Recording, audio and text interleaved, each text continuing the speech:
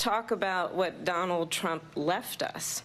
Donald Trump left us the worst unemployment since the Great Depression. Donald Trump left us the worst public health epidemic in a century. Donald Trump left us the worst attack on our democracy since the Civil War. And what we have done is clean up Donald Trump's mess. What we have done and what I intend to do is build on what we know are the aspirations and the hopes of the American people. But I'm going to tell you all in this debate tonight, you're going to hear from the same old tired playbook, a bunch of lies, grievances, and name-calling. Trump actually has no plan for you because he is more interested in defending himself than he is in looking out for you. It's just a soundbite. They gave her that to say. Look, I went to the Wharton School of Finance, and many of those professors, the top professors, think my plan is a brilliant plan. It's a great plan. It's a plan that's going to bring up our worth, our value as a country. It's going to make people want to be able to go and work and create jobs and create a lot of good, solid money for our country. And just to finish off, she doesn't have a plan. She copied Biden's plan, and it's like 4 sentences. Like run, spot, run. 4 sentences that are just, oh, we'll try and lower taxes. She doesn't have a plan. Take a look at her plan. She doesn't have a plan. Philosophies like they have and policies like they have. I don't say her because she has no policy. Everything that she believed 3 years ago and 4 years ago is out the window. She's going to my philosophy now. In fact, I was going to send her a MAGA hat. She's gone to my philosophy. But if she ever got elected, she'd change it. And it will be the end of our country.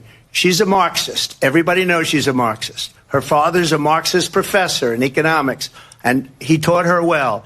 But when you look at what she's done to our country, and when you look at these millions and millions of people that are pouring into our country monthly, where it's, I believe, 21 million people, not the 15 that people say, and I think it's a lot higher than the 21.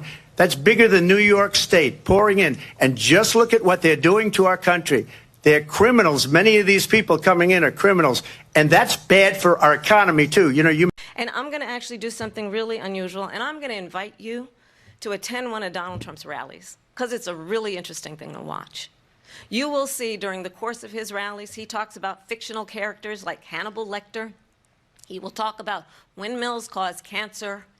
And what you will also notice is that people start leaving his rallies early out of exhaustion and boredom. And I will tell you, the one thing you will not hear him talk about is you. You will not hear him talk about your needs, your dreams, and your desires.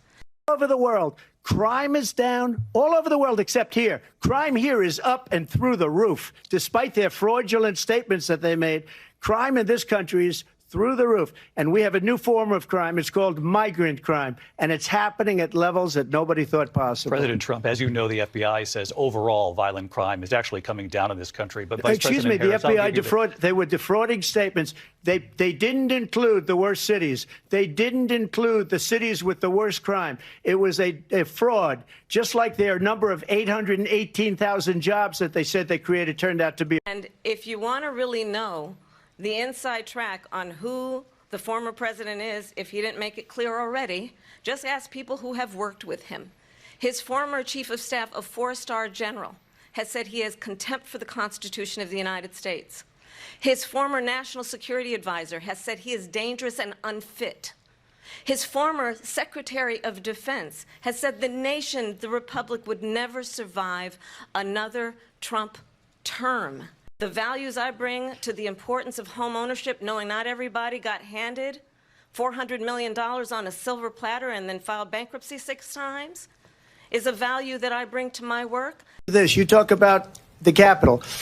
Why are we allowing these millions of people to come through on the southern border? How come she's not doing anything? And I'll tell you what I would do, and I would be very proud to do it. I would say we would both leave this debate right now. I'd like to see her go down to Washington, D.C. during this debate, because we're wasting a lot of time. Go down to, because she's been so bad, it's so ridiculous. Go down to Washington, D.C. and let her sign a bill to close up the border, because they have the right to do it. They don't need bills. They have the right to do it. The President of the United States, you'll get him out of bed, you'll wake him up at 4 o'clock in the afternoon, you'll say, come on down to the office, let's sign a bill. If he signs a bill that the border is closed, all he has to do is say it to the Border Patrol, who are phenomenal.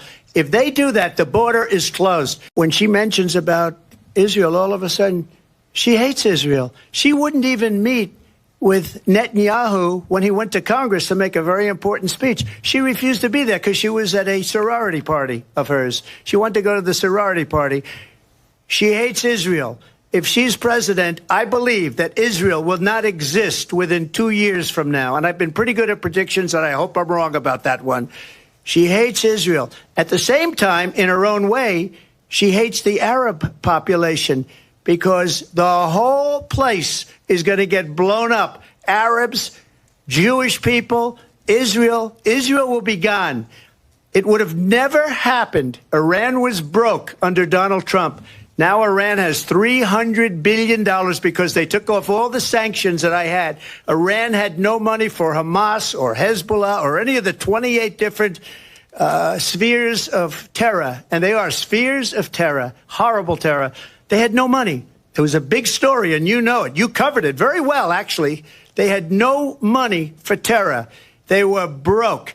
Now they're a rich nation. And now what they're doing is they're spreading that money around. Look at what's happening with the Houthis and Yemen. Look at what's going on in the Middle East.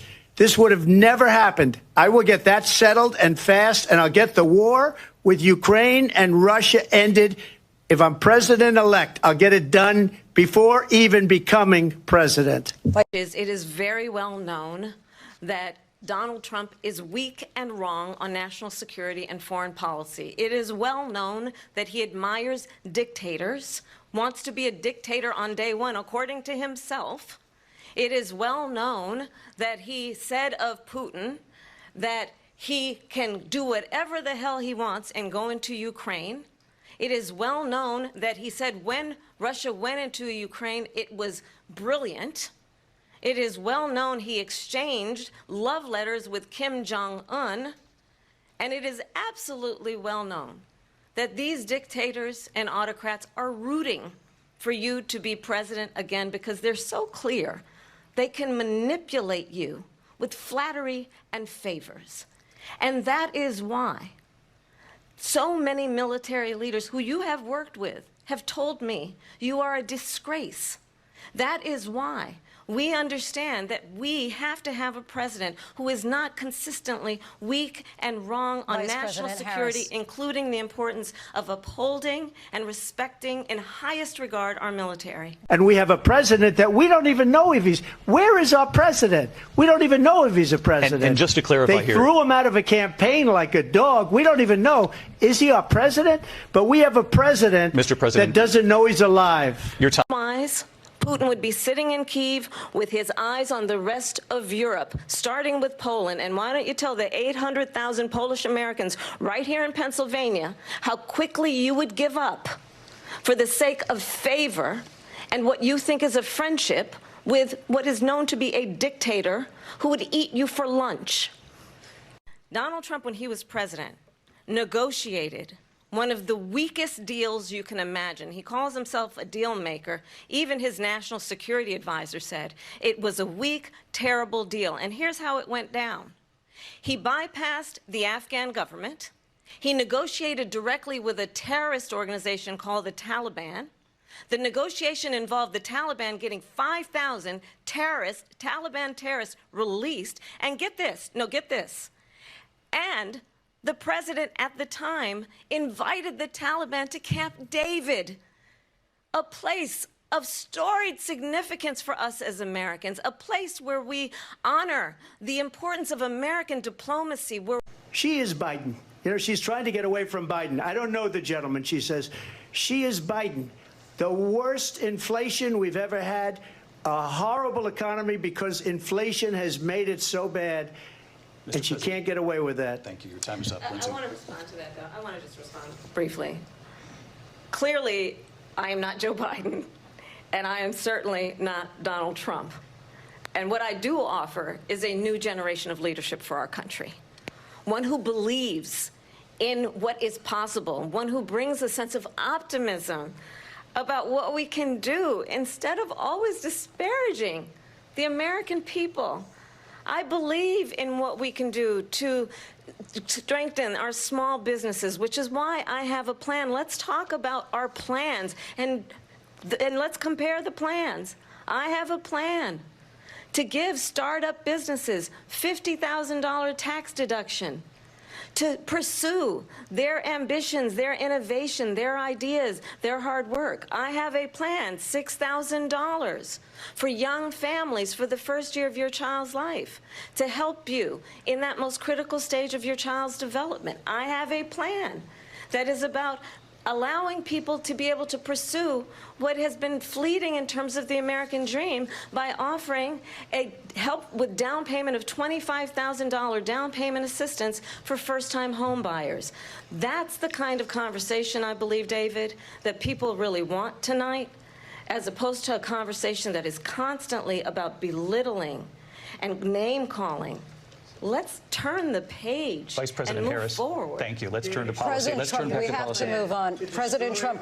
Let's turn to policy, She has please. a plan to defund the police. She has a plan to confiscate everybody's gun. President Trump, she we has do a have to plan move on to to not other allow issues. fracking in Pennsylvania or anywhere else. Okay. That's why. Mr. President, you recently said of Vice President Harris, quote, "I didn't know she was black until a number of years ago when she happened to turn black, and now she wants to be known as black." I want to ask a bigger picture question here tonight. Why do you believe it's appropriate to weigh in on the racial identity of your opponent? I don't, and I don't care. I don't care what she is. I don't care. You make a big deal out of something. I couldn't care less. Whatever she wants to be is okay with me. But those were your words, so I'm asking. I don't know. I mean, all I can say is I read where she was not black, that she put out, and I'll say that. And then I read that she was black, and that's okay. Either one was okay with me. That's up to her. So I think you've heard tonight two very different visions for our country. One that is focused on the future, and the other that is focused on the past, and an attempt to take us backward. But we're not going back. And I do believe that the American people know we all have so much more in common than what separates us, and we can chart a new way forward. And a vision of that includes having a plan, understanding the aspirations, the dreams, the hopes, the ambition of the American people, which is why I intend to create an opportunity economy, investing in small businesses, in new families, in what we can do around protecting seniors, what we can do that is about giving hardworking folks a break and bringing down the cost of living.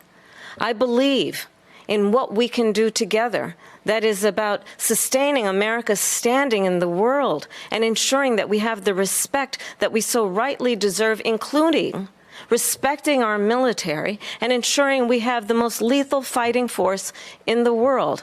I will be a president that will protect our fundamental rights and freedoms, including the right of a woman to make decisions about her own body and not have her government tell her what to do. I'll tell you, I started my career as a prosecutor. I was a DA, I was an attorney general, a United States senator, and now vice president. I've only had one client, the people. And I'll tell you, as a prosecutor, I never asked a victim or a witness, are you a Republican or a Democrat? The only thing I ever asked them, are you okay? And that's the kind of president we need right now. Someone who cares about you and is not putting themselves first. I intend to be a president for all Americans and focus on what we can do over the next 10 and 20 years to build back up our country by investing right now in you, the American people. By saying she's going to do this, she's going to do that, she's going to do all these wonderful things. Why hasn't she done it? She's been there for 3.5 years. They've had 3.5 years to fix the border. They've had 3.5 years to create jobs and all the things we talked about. Why hasn't she done it? She should leave right now, go down to that beautiful White House, go to the Capitol, get everyone together and do the things you want to do, but you haven't done it and you won't do it because you believe in things that the American people don't believe in. You believe in things like we're not going to frack. We're not going to take fossil fuel. We're not going to do things that are going to make this country strong, whether you like it or not. Germany tried that, and within 1 year, they were back to building normal energy plants. We're not ready for it. We can't sacrifice our country for the sake of bad vision. But I just ask one simple question. Why didn't she do it? We're a failing nation. We're a nation that's in serious decline. We're being laughed at all over the world. All over the world, they're laughing. I know the leaders very well. They're coming to see me. They call me. We're laughed at all over the world. They don't understand what happened to us as a nation. We're not a leader. We don't have any idea what's going on. We have wars going on in the Middle East. We have wars going on with Russia and Ukraine. We're going to end up in a third world war, and it'll be a war like no other because of nuclear weapons, the power of weaponry. I rebuilt our entire military. She gave a lot of it away to the Taliban. She gave it to Afghanistan. What these people have done to our country, and maybe toughest of all, is allowing millions of people to come into our country. Many of them are criminals, and they're destroying our country. The worst president, the worst vice president in the history of our country.